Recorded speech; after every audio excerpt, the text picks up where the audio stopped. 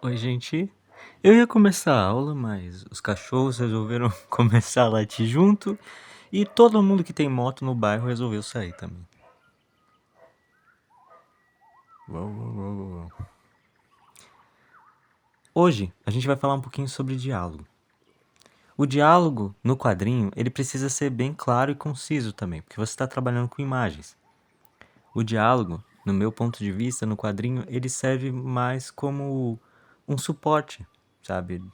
Já que já tem a tradução em imagem, o diálogo ele precisa ser necessário, entende? A primeira dica é: evita texto longo.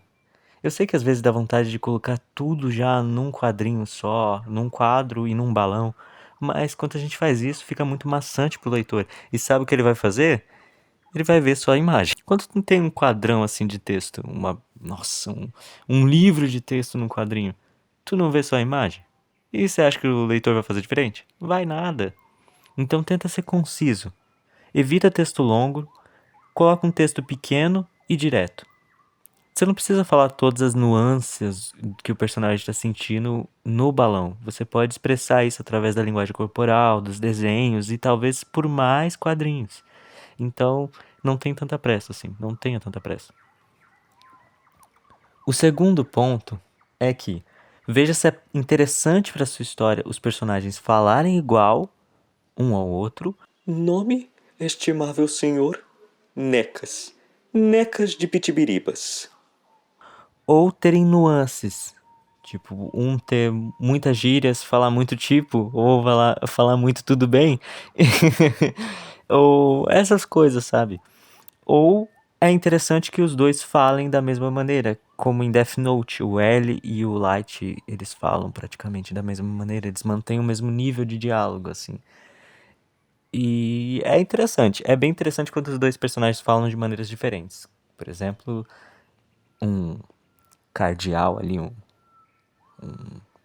aspirante a padre e um cara do campo.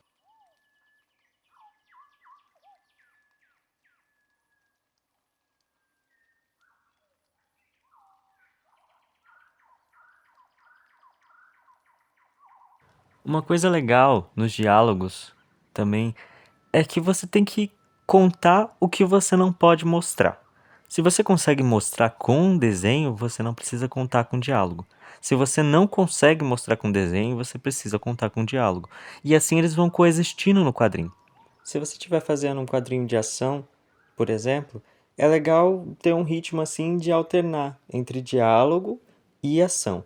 Pode ser uma página de diálogo, uma página de ação, ou um quadro, dois quadros de diálogo, um quadro de ação, para não ficar tão maçante para o leitor também. Pode ser, ao invés de ação, uma coisa que eu utilizo muito nas minhas HQs são quadros de contemplação, onde não tem diálogo nenhum e às vezes nem está acontecendo nada. É só um quadro para o leitor conseguir fazer isso. Ó. Respirou, processou a informação, agora a gente vai seguir. Vai vendo aonde que o diálogo é necessário, como o diálogo é necessário na sua história, porque tem histórias que não tem diálogo também.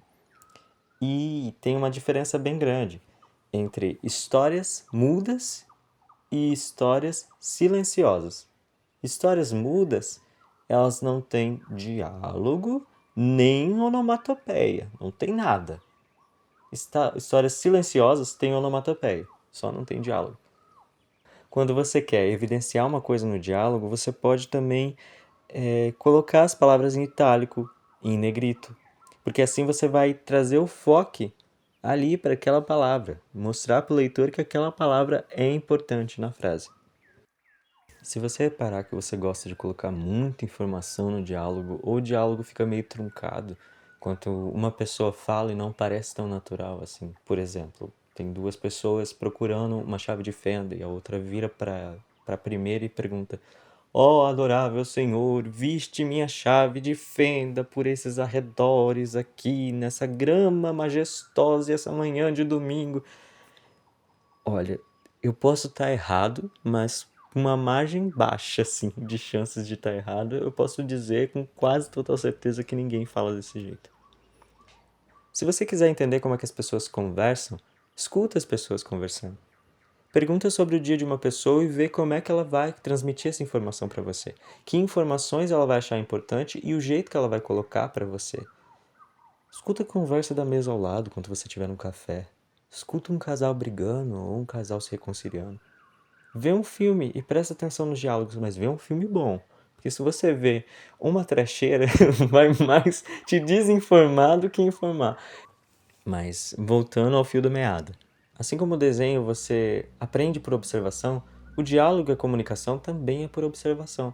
Às vezes tem livros que auxiliam a gente nisso, a deixar o diálogo mais natural, mas a maneira mais fácil é dialogar, gente, é escutar, ver como é que as pessoas falam.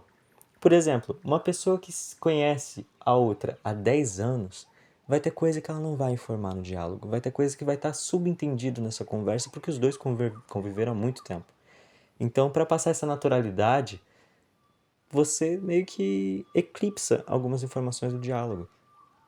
Mas agora, uma pessoa que acabou de conhecer a outra, ela vai ter que dar muita informação sobre si para a outra, porque a outra não conhece ela. Entendeu? Como numa história de romance. Tem um tempo, às vezes, não em toda história de romance, né, mas geralmente tem, em que um conta a vida sobre a própria vida para o outro. Isso não aconteceria com uma mãe e um filho, o filho contando a vida dele para a mãe, né? A mãe estava lá, né? Ou talvez dois irmãos, porque a relação de irmãos é mais próxima, né, do que pai e filho, mãe e filho. Então, dois irmãos conversando, ele não vai contar, nossa, esse dia eu tava com meu irmão lá.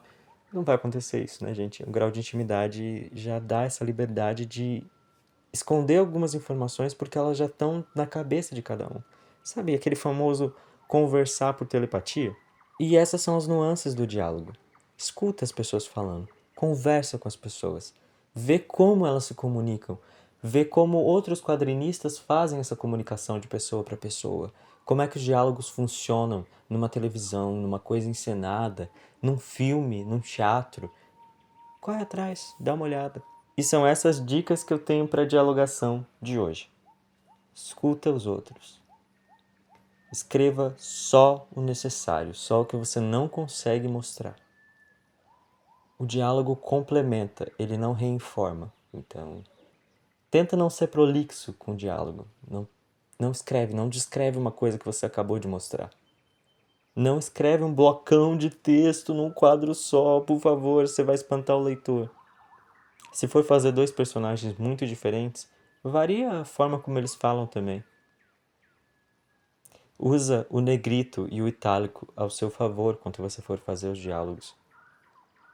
Eu espero que vocês tenham gostado da aula. E essa foi a última aula de roteiro. A próxima a gente já vai entrar em quadrinhos em si e a produção. Nosso curso está entrando na reta final, gente. Do meio para o final. E muito obrigado por terem acompanhado até aqui. Vejo vocês na próxima.